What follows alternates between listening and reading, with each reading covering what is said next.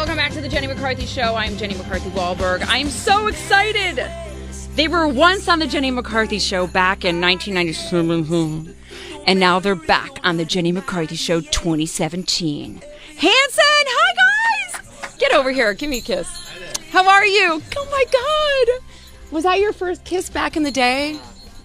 I think I was Zach's second. I was positive that my mother must. How are you? Kiss. Awesome. Good to see you. God, you guys got. There's a chair for you over here. I can't. Isaac, Taylor, Zach, welcome to my show. Oh, yeah. Thanks for having us. You guys. Your show back in the day was the very first, I think, national TV we did. We did. Right?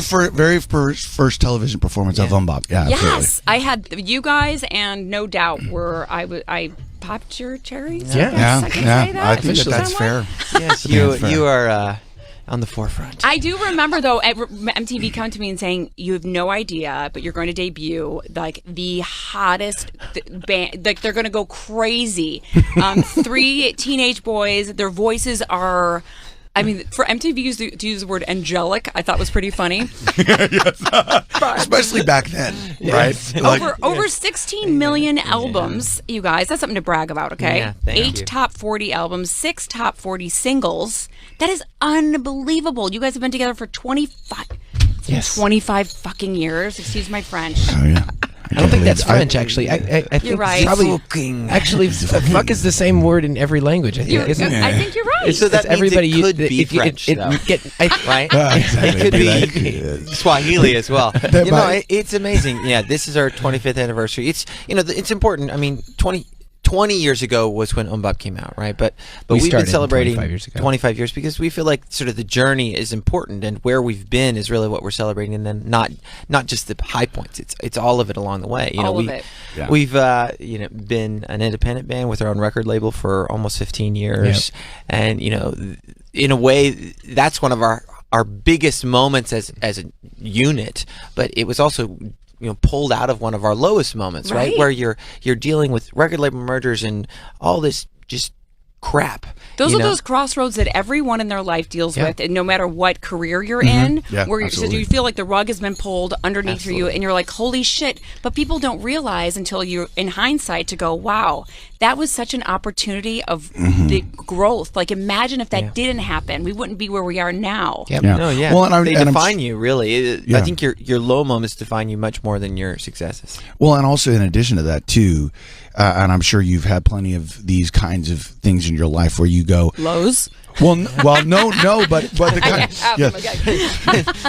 but we all have lows. Your new book, we all, which by the way, my wife and I loved Belly Laughs. By the way, thank you. But that's a whole other thing. We really enjoyed it. We did a road trip in which I drove and she read the book. And it was hilarious. So we were laughing, but anyway, because it was Belly Laughs. Yeah. Whatever. Good plug for me. Thank you. Good job. Good job. But they'd be a great stocking stuffer if you're out there listening. So with the album, finally it's Christmas. There, all of our plugs together. Exactly. Continue. But for me, I think the thing that is really defining about some of those challenging moments and or low moments is that how many people look at you and say, no, you shouldn't do that. That's a bad idea. And you're like, wait, but this feels like the only right choice. And so a huge part of making those decisions is about going up against people who you might otherwise maybe consider and respect or trust, and then having to say, no, I'm making this decision on my own for myself because my gut says I got to do this. Amen. Instincts are everything. Yeah. Absolutely. And everyone always, and that's a good point to bring up because it's usually people that you do trust their opinion. Sure. And it really is life's test. Absolutely. It's really hard to take people that are in your inner circle and say, or just even close by and say, hey, you don't necessarily fully get this, and I appreciate your point of view, but I've got to forge ahead. And then how did you guys figure out how to do that instinct all together? It's whoever's instinct is the strongest at the moment. They can persuade It's the like- other ones. So It's like you kill or can be imagine killed, like a scene from National Geographic where like lions are fighting. Yeah, It's like who's hungrier that moment. Whoever wins that one. Yeah. It's definitely challenging. I think we had a lot of practice at that to some degree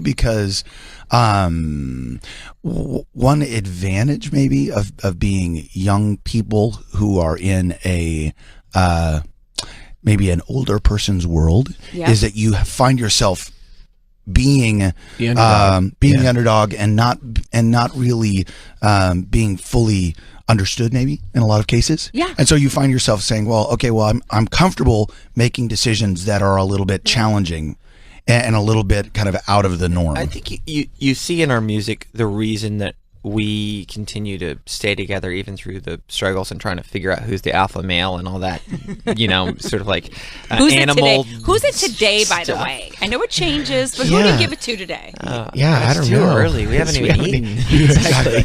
I'm going to go with Zach today. Okay. Thank you very much. There you go. I was going to battle it out. Well, what I was going to say was you hear in our music a lot of the topics of our songs, ultimately they have these kind of answers. It's like, today's a bad day, but this is sort of what I'm going to do. We're going to try and get through it. And I think that's sort of, it shows that between the three of us, there's a real search for a level of closure. And so even when we're fighting, everybody's trying to sort of figure out, no, we've got to closure on this. You asshole. And Closer, that's you're still, a complete douche. I think that still is a factor in the way that we work together, and so you eventually get there if you keep fighting. It's long interesting enough. because I talk to Donnie all the time because he's been in a band for 30 years now, and the fact that they're still together, selling out arenas. Yeah. It's there's egos. They're not brothers. They're brothers by spirit, of course. They've known each other since kindergarten. Yeah. But you guys are like it's like a marriage, so to speak. Oh, It's yeah. family. So your fights probably have a little comfort knowing you're not going anywhere. You can battle it out and still. The problem is that leaves so much ability to dig. That's true. It's like you're not going to. I'm going to keep on. But I mean, and we've been guilty of all of those. I think probably the biggest decision along the way is realizing that you need to keep the fight outward. Versus nice. And that's one thing that starting young especially really solidified that is you can argue with each other, but being able to take that and not turn it inward at each other, but to take that and direct it out is really the thing you got to fight for. No, but that's and that's really like keeping a marriage together, keeping a partnership together. I mean, if you don't choose that, you're gonna have to fight. You're gonna fight with each other. You know what? That is very. You guys are very freaking spiritually wise. You know what it is? You have a common enemy then. Yep. Of course. And when you have a common enemy, you just watch Survivor. Yeah. Exactly. You get it real quick how well that works. It's like I don't even like you, but that guy's gonna kill us. And so we're gonna kill him together, and I'll deal with you later. Exactly. But I think that spirit of like just don't joke, use those. Just don't use those thoughts for evil, though, because there's so many bad ways that you could use this. I'll deal with you later. No, that idea of kind of it's a joke, but it's sort of true. You see it in brothers or in families. It's like I can make fun of my brother, but you can't. Right. Or I can dish it, but you can't. And so like having that sense of hey, there's a bigger mission, like there's a bigger purpose to what we're trying to do together. And that sense of unified. Yeah, it does. And it's one of the biggest challenges of starting the record company is removing some of those outside forces that you can blame the A&R guy for and go, that guy shouldn't have told us to do that single.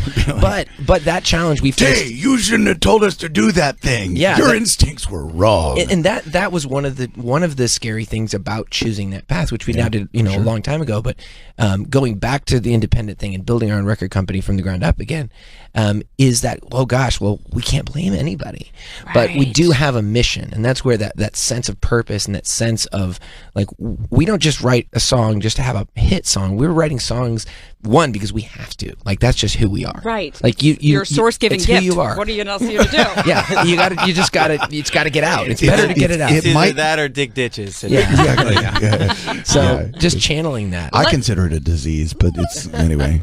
Let's talk about the album. Album is out right now. Finally, it's Christmas. I've been waiting for an amazing Christmas album, and you guys are bringing it. New Kids also are bringing one.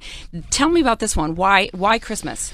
Well, so this is 25 years of being a band, and we felt like that was an important anniversary. And as we were looking at things we wanted to do around that, it sort of occurred that our first Christmas album was 20 years ago, almost the first time that people kind of knew Hanson that first year, and it just seemed like it was time. You know, it was time way to add mark to the that. 20th year. It feels anyway. right. Can I tell you yeah. that when I said, I go, actually, that I'm wearing a fucking Santa hat, you guys. So if you hear this bell, you're not hearing things. It's It's me. like a cat walking into the studio. I'm like, I only put this on for you guys, so that's how much I appreciate It's really great. We need to take a picture before we leave. The yeah, you know, this album. I know when we looked at the songs and sort of that's the hardest part, trying to figure out. It's not just about picking your favorite Christmas songs, you know, when you go to make a Christmas album, because a lot of those songs you would do terribly, right? Oh, you know, there's no and sometimes place also like home. Why terribly? Why would you say that? There's just a lot of bad Christmas songs. Okay. No, well, you have to. So part of being an artist is knowing yourself. And unfortunately, even if you love Ray Stevens, you know, Christmas Santa Claus is watching you. Santa Claus is watching you. I heard Santa got run over by Grandma got run over by a reindeer earlier, and I was that's right. why didn't we do that one? The album. I mean, it's you're making an album, so you're choosing your strengths, and you're also deciding what kind of record. And we wanted this to be, you know, a record that you put on for festivities, not just, you know, not to be this super crooner album. There are some crooner moments, but there's some classic rock and roll in there. Crooner moments. Yeah, there's definitely. What's the most crooner moment in the album? It's the last song, probably, with Isaac bringing. Have yourself a merry little Christmas. Have yourself a merry little Christmas. I gets to go being on that one. Yes.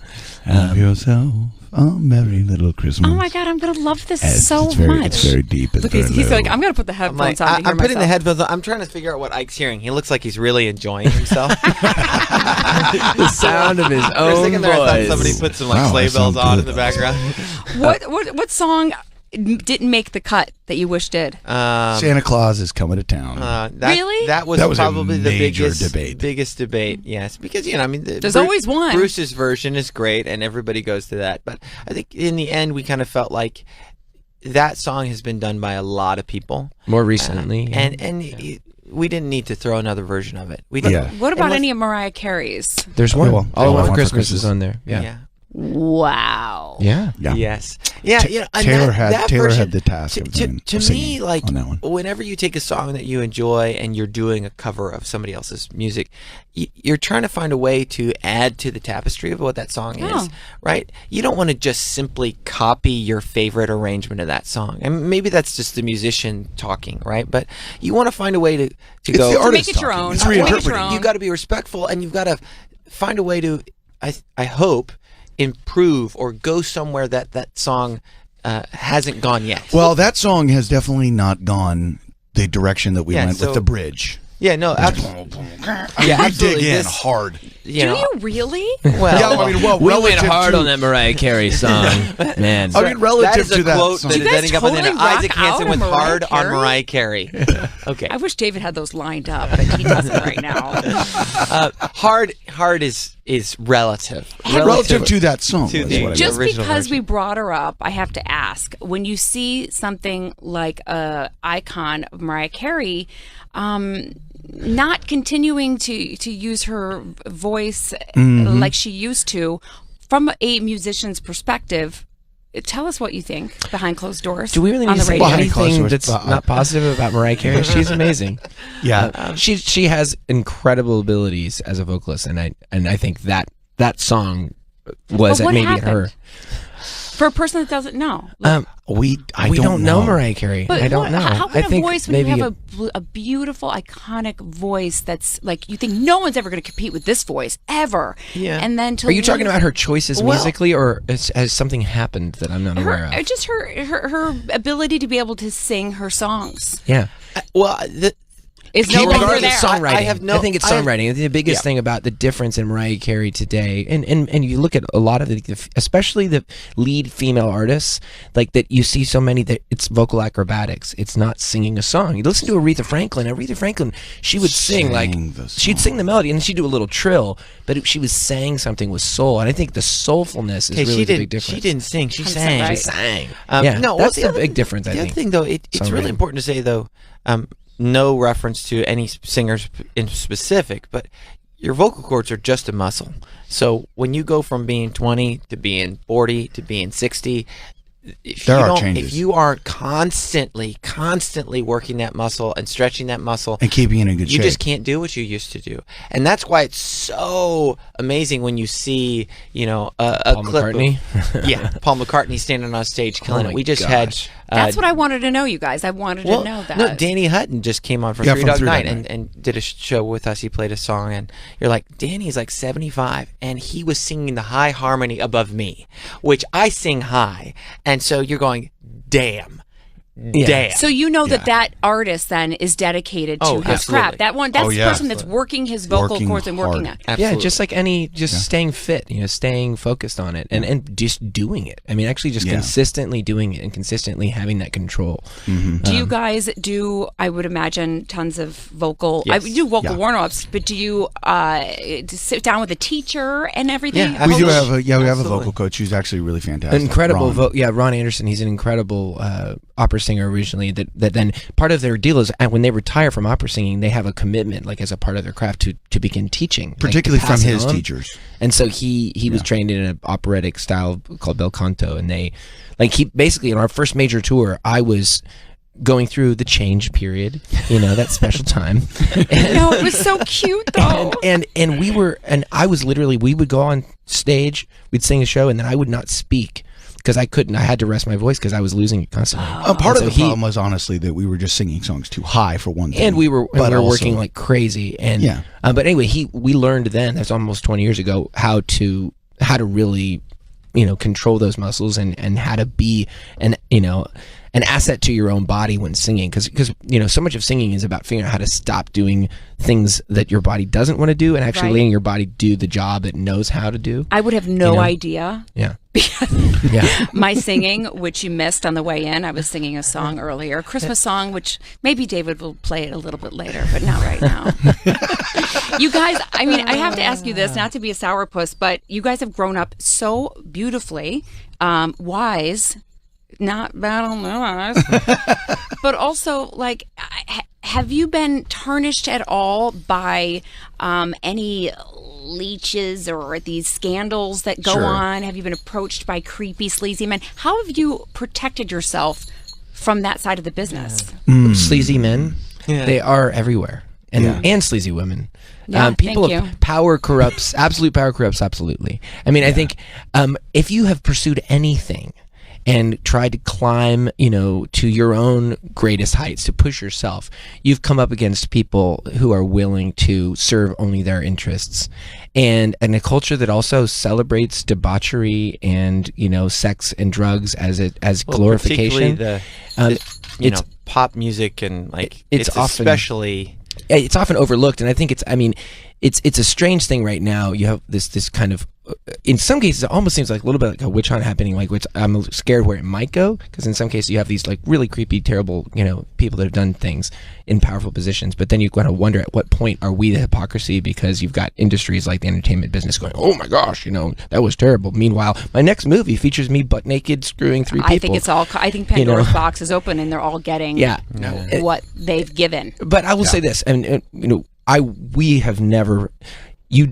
we've never been in situations, where we couldn't choose to walk the other way. I think the hardest thing about with this people situation of influence and power, and I think it's definitely a time to when you hear stories of people in those situations, you're compassionate and you think that this absolutely people in influential positions sometimes do abuse that. Right. Oh, absolutely. It makes me think. So, as a band, we tend to be people who go, oh, HANSON, they're wholesome, or HANSON, they're clean, or they're safe. Does that bother you?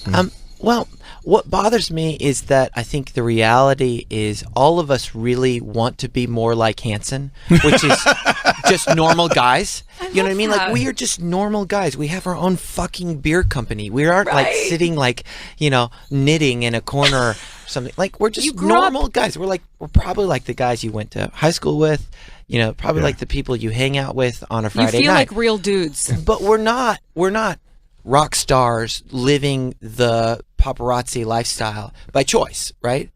And when you see this shit happening, choices. right? What are we talking about? Well, you're talking about sex scandals. You're talking about people abusing power physically on other people.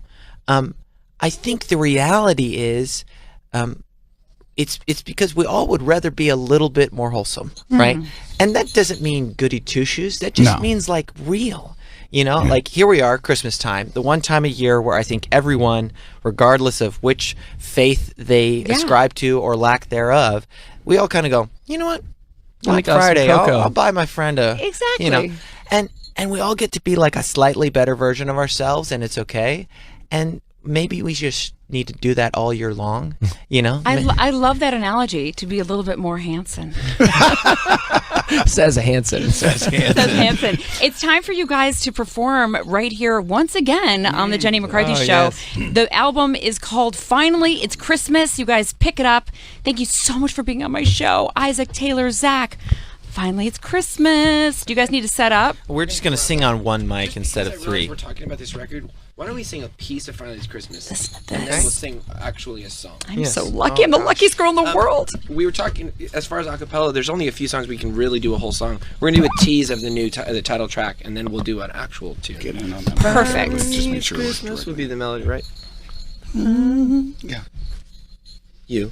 That's me. You're right, that is me. Yeah, Isaac singing melody. I was having a moment. I'll give you a jingle. Ready? Okay, this is the chorus from the new record. Finally, it's Christmas. Finally, it's Christmas. 1, 2. Finally, it's Christmas. Feels like we've been waiting all year. Finally, it's Christmas. Can't you feel the Christmas time cheer? Okay, that's a little plug of Finally, it's Christmas. So now we're going to do a real classic, which we actually did originally on our first Christmas record, which is probably the world's most famous Christmas song. It's, as far as just like straight up pop culture Christmas songs, White Christmas has to be the biggest. So who's got a key? I'm dreaming. I'm dreaming. I always go too low. So fun to watch. 1, 2, 1, 2. I'm dreaming of a white Christmas, just like the ones I used to know, where the treetops glisten and children listen to hear sleigh bells in the snow. I'm dreaming of a white Christmas, with every Christmas card I write. May your days be merry and bright,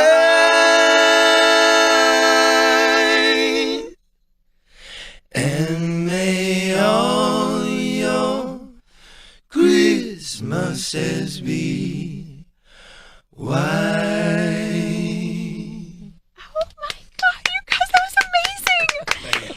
Finally, it's Christmas. The album is out right now. Can I take a picture with you guys? Of course, we got to. Thank you so much for coming. Be right back, you guys. I'm in tears right now. You just sold 30 million albums, guaranteed.